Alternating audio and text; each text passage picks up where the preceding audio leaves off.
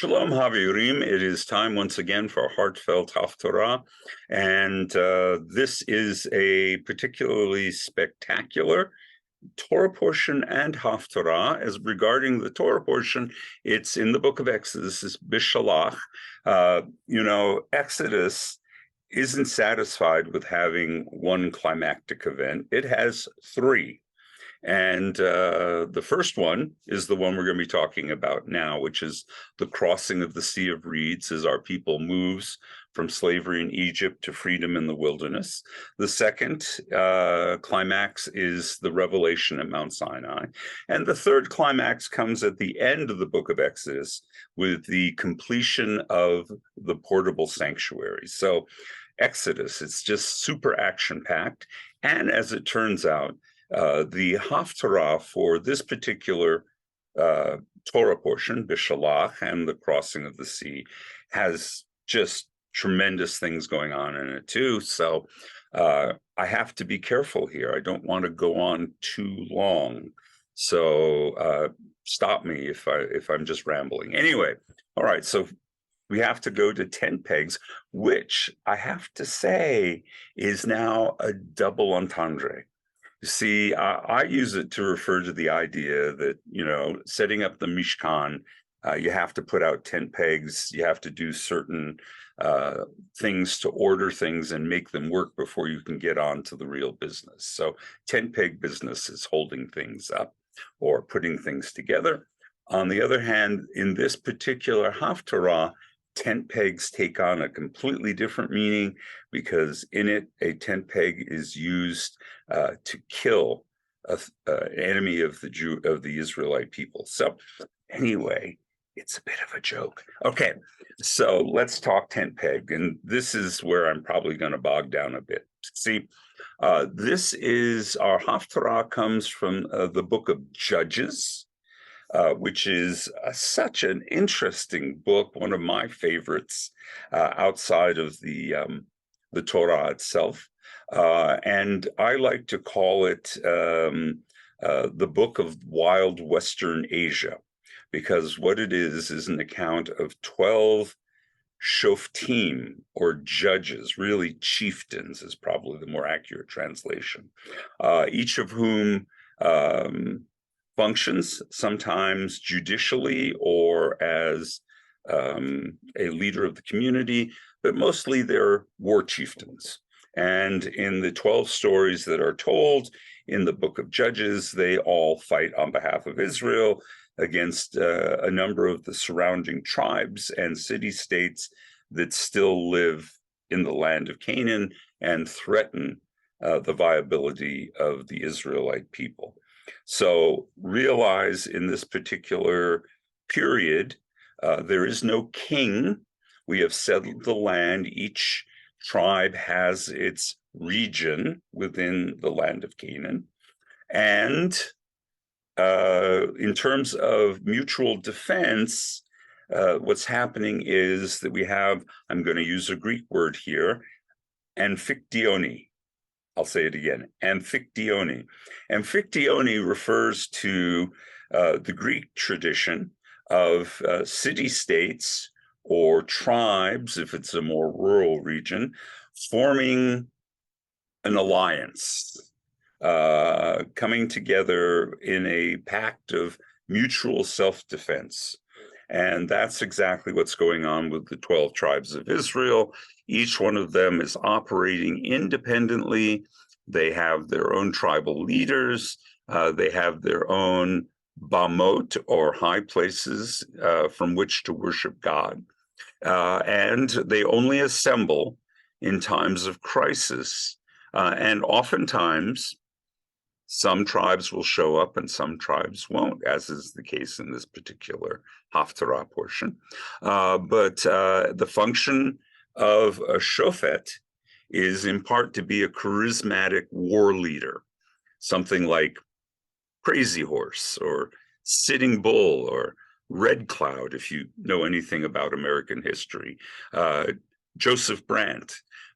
These are the charismatic figures in Native American history who were able to draw together multiple tribes in order to fight and defend themselves. Likewise, people like, suddenly I'm having a blank, it'll come to me, Samson and Deborah and the different 12 people who mentioned in the book of Judges are the people who draw together the tribes for mutual self-defense. So it's not a particularly great system for the most part. It certainly isn't a good system for uniform religious practice. And one of the ongoing issues throughout this period is that different tribes in contact with different surrounding people tend to incorporate other religious practices into their religious practices. If a location is good for worshiping the God of Israel, it's equally good for worshiping the one of the Canaanite gods known as Baal, or Asherah, which was a feminine consort goddess. And so oftentimes the shrines in the high places of Israel serve as a one-stop shop, a convenience religious center, which is offensive to the writer of the book of Judges. He thinks we need to be entirely loyal. So it creates a lot of tension there. There's also the problem is that the modes of defense that come from this kind of ad hoc fighting sometimes yields better results than others. There's no centralized power in the form of a king. The king has since there's no king, there's no assurance that he can levy the troops he needs to defend Israel. So part of the purpose of the book of Judges is to explain to us why it will become necessary in 1st and 2nd Samuel to establish an Israelite king, an Israelite monarchy, because this will help manage external threats, particularly the great crisis of the Philistines, who threaten Israel from the coast. So there's some information there. Oh, let me add one more thing about the book of Judges. We're used to reading the Bible with the purpose of discovering moral lessons for ourselves and for our children. And we can certainly do it with this story, along with many other stories. However, really the book of Judges is telling us more about the heroic stories of ancient Israel. These are, as I called it, the old Western Asia. These are the gunslingers and characters, the renegades and the dangerous men of ancient Israel who were heroic, but not necessarily moral exemplars. And in several occasions, we'll see a Shofet who's kind of a seedy character. Maybe he's a bandit, maybe he's a local warlord, but God uses that person, him or her, in order to achieve the defense of Israel. So one of the things that's often puzzling for modern readers of the book of Judges is that there is no moral. What we're supposed to be impressed by is the heroics and the cleverness and the cunning of these particular ancient heroes of Israel. It reflects the fact that the Bible is not a single book speaking with a single voice or a single point of view. It's a library of ancient Israel. And in that library is a book whose primary interest is gunslingers of the Old West, good, bad, and in the middle. And so it seems a little problematic for us, but there's a lot of great stories here and well worth reading. So we're going to be talking about that now. So I'm going to put away my tent stake, and now I'm going to tell you about this particular Haftarah. This Haftarah comes from chapters 4 and 5 of the book of Judges, and it centers on one of the Female judges, Deborah, Deborah. Deborah means bee in Hebrew, and it also illustrates the fact, just like Native Americans, that early Israelites often named their children for natural phenomena. Maybe at the time that Deborah was born, her mother was craving honey, or maybe there was a swarm of bees in the neighborhood or something.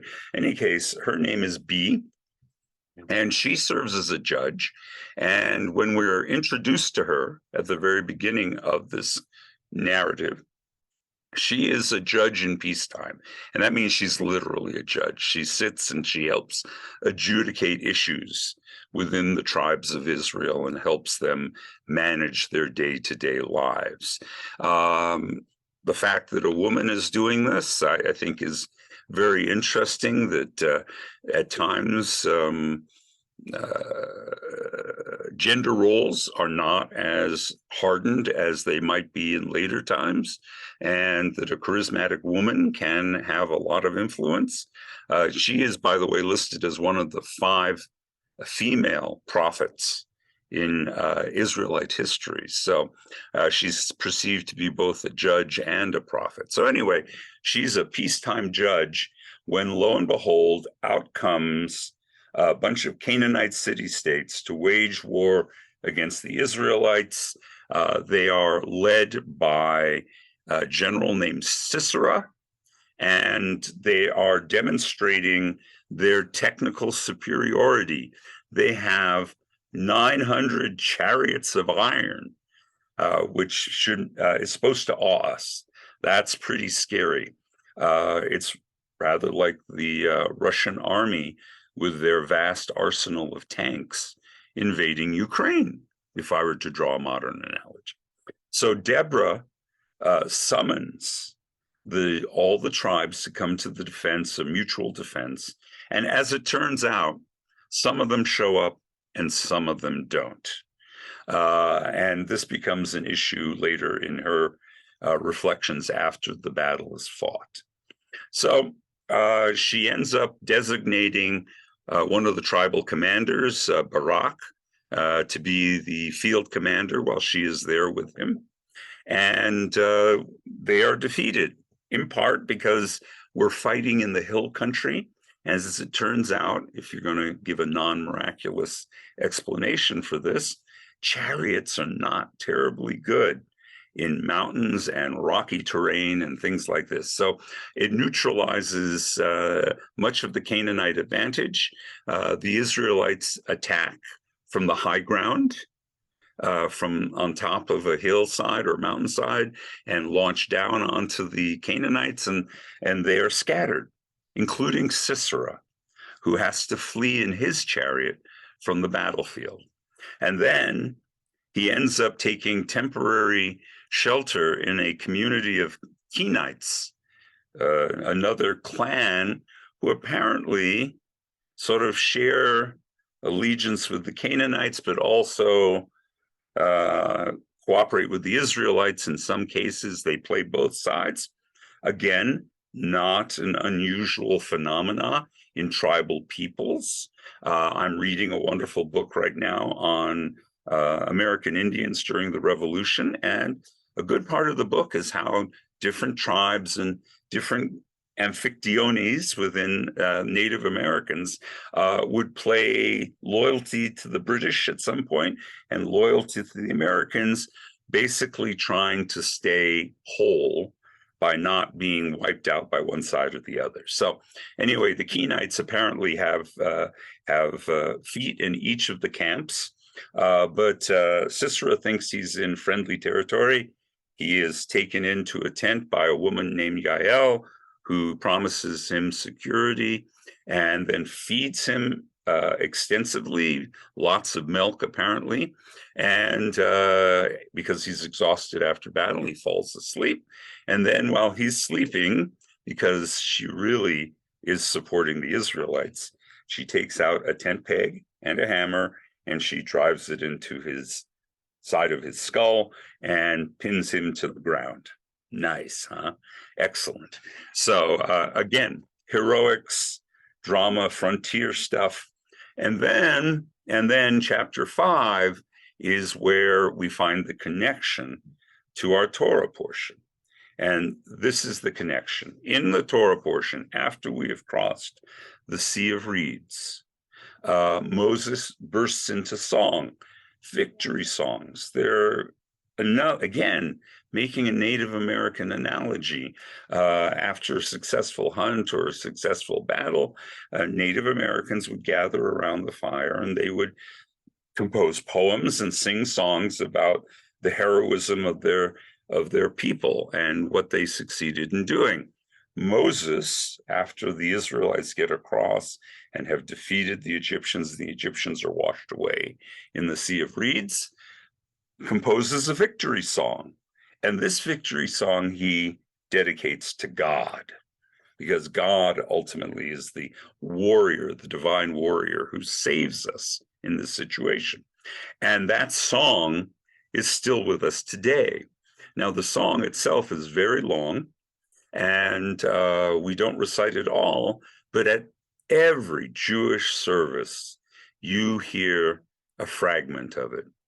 Mi chamocha ba'elim Adonai, mi chamocha nehedar ba'kodesh, nora tehilot osefele, nora tehilot osefele.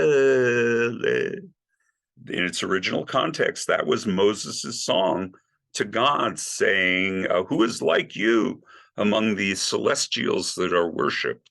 Who is like you, awesome in power, doing wonders, which of course is the splitting of the sea and then destroying the Egyptians, right? So there's the Song of the Sea is what it's called, and it appears in our Torah portion. Likewise, after the successful battle against the Canaanites, Deborah launches into a victory song. And there is a victory song that makes up most of chapter 5. And that is the parallel that the rabbis have brought together. The Song of the Sea and the Song of Deborah are brought together. Now, once again, this is a victory song. It's a bit of gloating.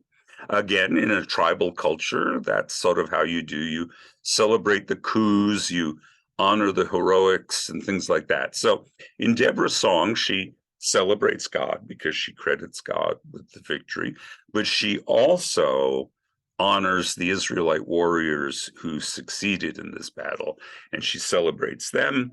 She also celebrates Yael, who neutralized the enemy general, and she also takes a little time to criticize those tribes and those clans that didn't bother to send forces to defend Israel.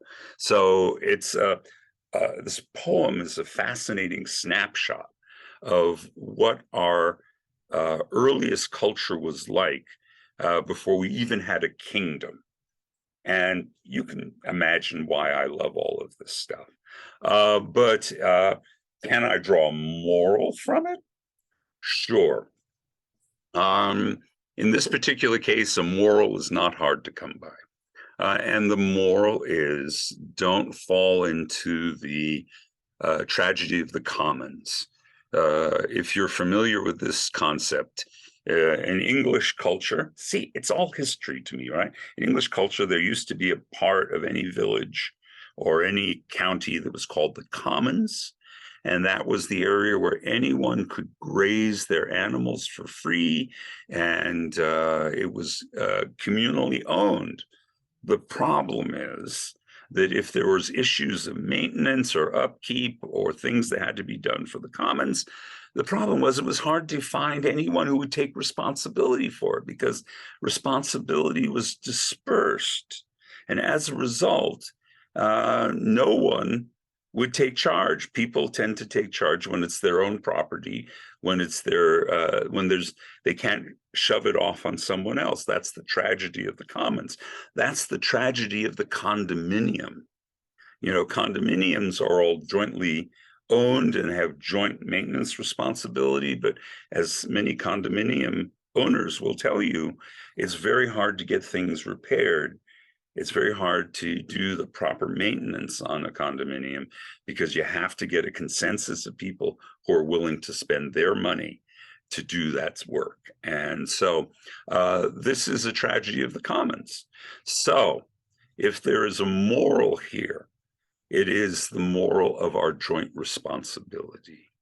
You know, there are times when our absence doesn't make us guilty, but it does make us responsible. And so if there's a lesson for us today as Jews, it is that we have to be responsible for one another, even if it doesn't personally inconvenience us, even if the threat is not just on us immediately, but rather we should be present for Jews and Ukrainians and condominium owners and all those people who find themselves vulnerable or victims to a potential oppression. It's all our responsibility. And the song of Deborah and the story of her battle remind us of that. So enough said. I could talk on forever about this section, but I encourage you to read it. It is, by the way, I think the longest Haftarah in the entire Torah cycle, because it's 2 whole chapters, it's a whole narrative and a whole song. All right, feel free to take a look at it. Again, Judges 4 and 5, and I look forward to seeing you next week.